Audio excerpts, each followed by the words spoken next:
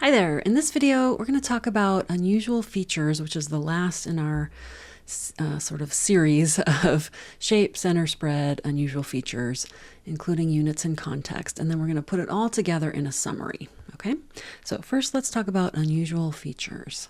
And there's a couple things. So we might want to mention anything that's unusual about the data, or just say that there's nothing unusual about it. So some things that might be unusual: multiple modes. So bimodal often means there are subpopulations. So we have an example here. These are penny weights, the weights of pennies in grams. And you can see there's clearly two different modes. There's a group down here, and there's a group up here, and there's a big gap in between. So what's going on there, if you hadn't heard about this, is at some point they changed the material that pennies were made out of. They actually got lighter. So probably not too surprising, right? So using different metal or less metal, making it lighter. I forget the exact metals. So these are the older ones that are heavier, and these are the newer ones. Okay, so it just, you might, if you have multiple modes, you might just want to separate those out into two groups instead of trying to put them all together in one. There, you might have a gap or not, like they could be overlapping. You could have two modes overlapping. So there could be a gap or not. But here there is a gap, so that's also another indicator. There could be a gap. And then outliers. So an outlier is a point that's far away from the rest. But there doesn't always have to be a gap. Like we could have a bunch of things out here, but then, by the 1.5 IQR rule, at some point they become outliers. So you may or may not see a gap to have an outlier, okay? So those are things we want to kind of look for. So here we have two populations, I'll say two subpopulations, different materials. Okay, and then with an outlier, these are often the most interesting cases, right? We don't want to just toss them out or ignore them. First, we want to double check, make sure it's not a typo or something, because that happens. But we want to look into these cases and see what's going on.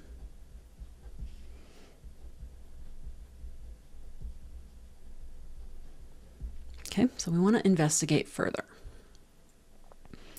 Okay, and then here we've got the multiple modes. We've got two modes. Okay, great. So now that we've looked at that, let's go ahead and continue with our test score data, and we're going to write out the paragraph for that. Okay, and here are the things we're going to talk about. We're going to use the shape. We're going to talk about the shape first, center spread, unusual features, and then we're going to put in the context and the units, okay? And usually we'd be doing this all at once. We've kind of been doing a lot in this module, but we would just have made, let me bring it over for a second, we would have just have made our histogram and box plot, right? So we would, oops, I made it too big.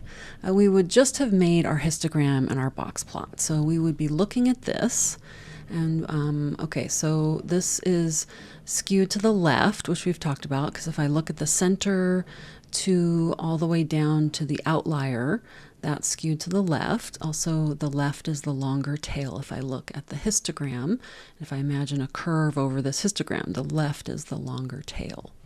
And then we also have our summary statistics at the bottom. Sorry, can't quite get that on the screen at the moment, but we have our summary statistics that we'll refer to as we're doing this. Okay, so let's write out the paragraph here. So we want to talk about the data, right? We're not really talking about the shape of the box plot or the histogram. That gives us the shape of the data. So we talk about the data or the distribution. So we could say the distribution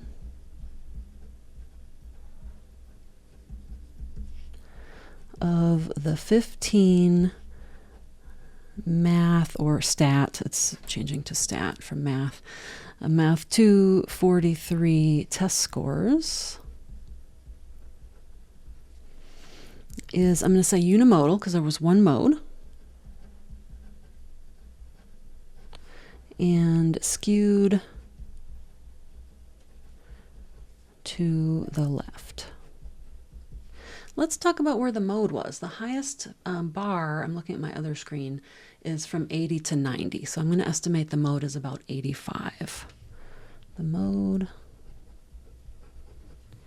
is approximately 85 points. Okay, so that's all my shape. Now I'm going to switch to center and spread. So remember with skewed, which set of center and spread do we use? You remember? Get the mouse off of there. Okay, I hope you said median and IQR, right? Because they're less sensitive to outliers. So we would say the median test score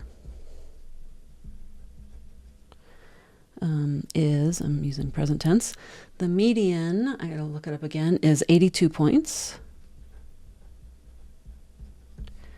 And the IQR is, I gotta remember what that was, 94 minus 70. Yes, that's right. We did this with our box plot, is 24 points. Okay, so notice how I'm putting in, I'm telling you which statistics I'm using, okay? Because if I just said the average, it wouldn't be clear. So we know we're going to use these for the skewed shape, but I'm also telling you which ones they are.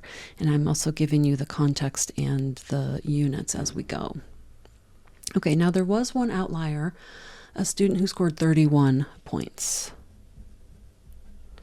There is one outlier score.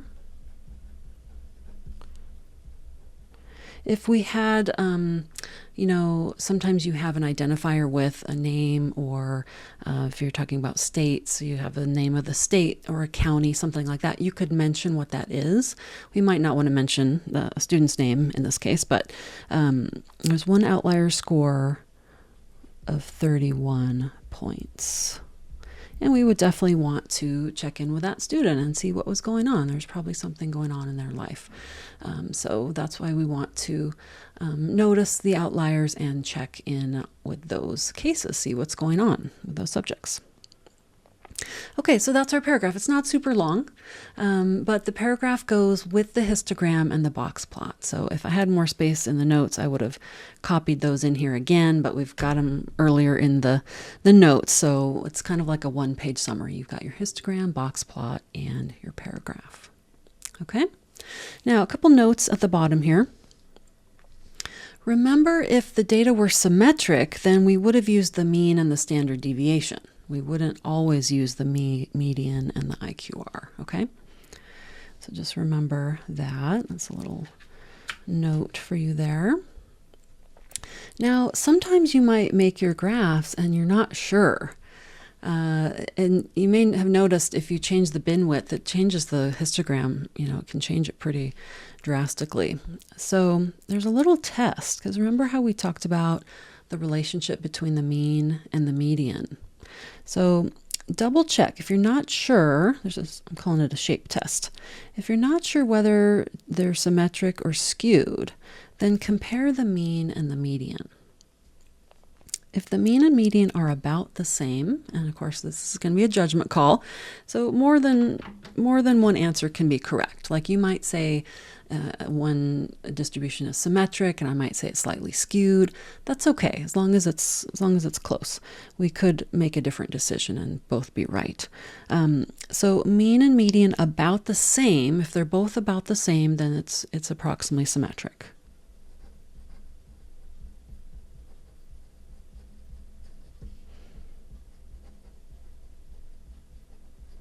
And you can also use words in your shape like approximately symmetric or slightly skewed, things like that if you want to qualify it. Now, if the mean is smaller than the median, think about which shape this would be. If the mean is smaller, then that means some lower values are pulling the mean down.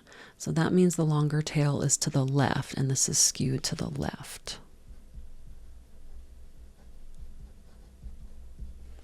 If the mean is larger than the median, that means we have some higher values that are pulling the mean up, higher than the median, and that means it's skewed to the right.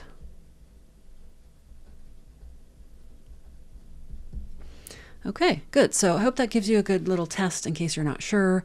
Then look at the mean and the median, and you'll get to practice writing a paragraph in the lab and homework. Okay, great. I'll see you in the next video.